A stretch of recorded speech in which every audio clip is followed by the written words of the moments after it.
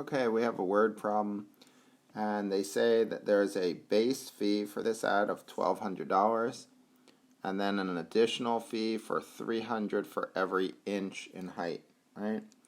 So now they're saying Algeria is willing to spend any amount up to $2,700, up to and including $2,700. So as long as it's less than or equal to $2,700, they're happy. So the base fee of $1,200 plus $300 for every inch.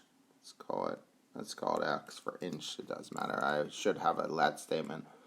Let X represent the number of inches in height. And now we solve. So I subtract 1,200 from both sides.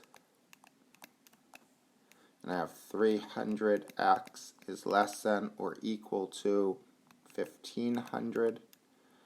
And then we divide by 300. And we get x is less than or equal to 5. So it says, what choices does the country have for a height of an ad? So the ad, right,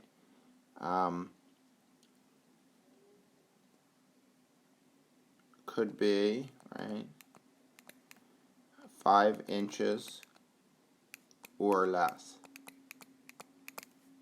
Right? I would say that would be a reasonable solution.